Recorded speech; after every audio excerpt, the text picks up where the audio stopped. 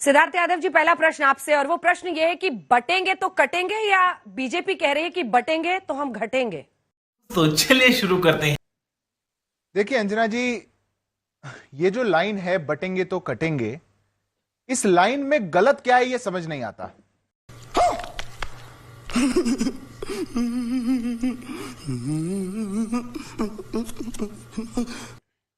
हमारे देश में आज तक जितने लोग आक्रांता आए, जितने लोगों ने हम पर राज किया, हुकूमत करी, अंग्रेज आए, सभी तो ये कहा करते थे कि बांटो और राज करो, डिवाइड एंड रूल। और हमारे देश का बच्चा बच्चा कहा करता था कि हमें नहीं बंटना है, क्योंकि बटेंगे तो ये आक्रांता आएंगे और हम पर राज करते रहेंगे। अगर ये बात आज कही जा रही है तो इसमें गलत क्या है? कौन सी इसमें ऐसी बात है जो संविधान के अनुरूप नहीं है? कौन सी ऐसी बात है जो कम्युनल है? ये तो कोई बात नहीं है। देश के सब लोगों को एकजुट रहना चाहिए, ये तो एक बात हुई। पर अंजना जी, आजादी के बाद भी तो बांटने की बात हुई। अच्छा। बांटने का प्रयास तो किया ही क्या? पहले आक्रांता करते रहे और बाद में जो काले अंग्रेज आए वो करते रहे। देश में संविधान में तो सेक्युलर लिख दिया और फिर खड़े होकर के कह दिया कि संसाधनों पर पहला अधिकार एक पर्टिकुलरली द मुस्लिम्स का है। प्रधानमंत्री ने कहा, खाओ मां कसम। राम को तो काल्पनिक बता दिया और फिर कोर्ट के ऊपर जनेऊ पहन लिया। कहीं जाकर के चुनाव तो लड़ेंगे उत्तर प्रदेश से, पर जब केरल में जाएंगे तो कहेंगे कि मेरे को उत्तर की राजनीति करने में घुटन महसूस होती है। यात्रा तो निकालेंगे भारत जोड़ो यात्रा, पर केरल के अंदर तिरंगा हटा देंगे क्योंकि मुस्लिम लीग का विरोध है। यह बांटने का प्रयास नहीं है तो क्या है? अगर कास्ट सेंसस के नाम पर मात्र हिंदुओं की जाति पूछी जाती है, वो बांटने का प्रयास नहीं है तो क्या है? क्यों नहीं आज तक किसी ने भी विपक्ष से इस बात को उठाया कि 20-25 परिवार हैं जो इस देश में पूरी वक्फ की प्रॉपर्टी को कंट्रोल करते हैं? क्यों नहीं बोला? क्यों नहीं बोला आज तक कि 15% मुसलमानों में 15% ही वो जाति है जिसने आज तक इस देश में पॉलिटिकल रिप्रेजेंटेशन का 85% को पकड़ा हुआ है? वहां कभी नहीं बोलेंगे। बोलेंगे कहीं और जाकर के आपको बताएंगे कि आप ऐसे हैं, इतने बट जाइए। और ये बटते हैं तभी समस्या होती है, ये बांटना चाहते हैं तभी समस्या होती है। और अंजना जी, मैं 10 सेकंड लूंगा। बटे थे बांग्लादेश के अंदर, 33% पे से थे, 7% पे आ गए।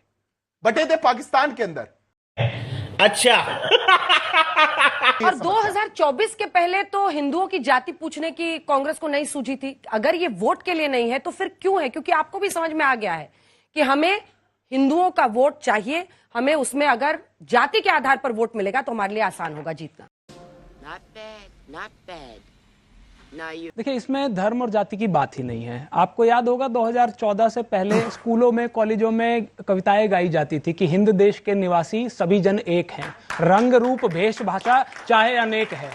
और जो नेता होते थे ना, वो मंच से भाषण देते थे कि हिंदू, मुस्लिम, सिख, ईसाई, और जनता वहां से आवाज करती थी कि आपस में है भाई भाई। जब से 2014 के बाद से, जब से ये लोग आए हैं, तब से नारे कैसे होते हैं? एक कहता है कि गोली मारो सालों को। मैं माफी चाहता हूं, मेरी माताएं बहनें बैठी हैं, लेकिन केंद्रीय मंत्री ने ऐसे शब्द कहे। एक हमारे मुख्यमंत्री हैं उत्तर प्रदेश के, कहते हैं बटेंगे तो कटेंगे।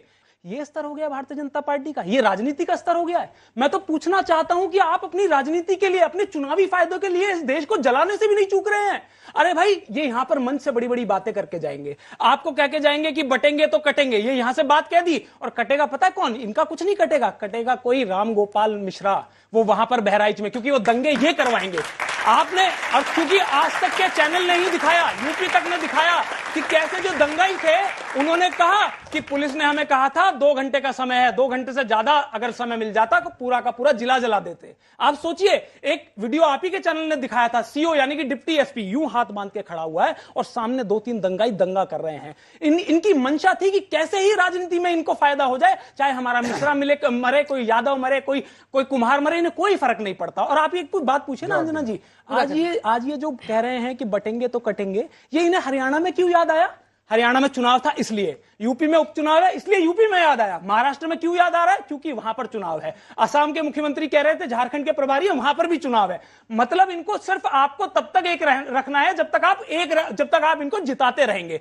जहां पर इनका जीतना हो गया, उसके बाद इन्हें कोई परवाह नहीं है। और ये बार बार कह रहे थे कि राम का ऐसा कर दिया, वैसे कर दिया। एक इनकी पार्टी में व्यक्ति है नरेश अग्रवाल, संसद में बैठ के उन्होंने पता क्या कहा था? रम में उनको राम दिखाई देते हैं। जिनमें उनको मां जानकी दिखाई देती हैं और ठर्रे में हनुमान दिखाई देते हैं उनकी पार्टी में। अब बताइए ये राम का हमें बताएंगे अस्तित्व? ऐसे लोगों को आप अपनी पार्टी में रखते हैं, उनके बेटे को मंत्री बना रखा है, ऐसे इतने बड़े दोगले हैं इनकी पार्टी के सांसद। बस 10 सेकंड और कास्ट सेंसस पे थोड़ा, कास्ट सेंसस पे आ रहा हूं मैं। समस्या क्या है अंजना जी, क्या समस्या है? अगर हम पिछड़े और दलितों की बात कर रहे हैं, हम ये थोड़ी कह रहे हैं हिंदुओं की ही जाति क्यों? देखिए एक बात बताइए मुझे, ये आज इनको ऐसे क्यों सूझा? हम तो कह रहे हैं ना कि जातीय जनगणना करा लीजिए, छोड़िए ना सब बातें, कौन क्या है सब पता चल जाएगा। जो 80% आबादी में पिछड़े दलित है, आज भी झांसी में एक व्यक्ति को पीट पीट के मारा है, क्यों? क्योंकि वो काम करने से मना कर रहा था, तो दबंग थे, ऊंची जाति के लोग थे, उसकी पिटाई कर दी।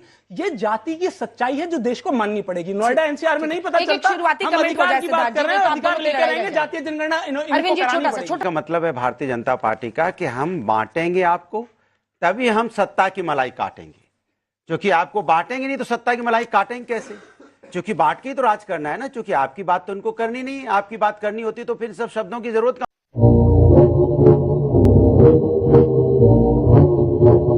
कहां पड़ती। इसके पहले अटल बिहारी वाजपेयी जी भी होते थे, भारतीय जनता पार्टी के इतने बड़े नेता थे। उनकी भाषा शैली क्या होती थी? जब सत्ता में रहते थे तो विपक्ष का सम्मान करते थे, कहते थे लोकतंत्र में विपक्ष का सम्मान करना जरूरी है, क्योंकि विपक्ष जनता की आवाज उठा रहा है अगर हम कुछ गलत करते तो।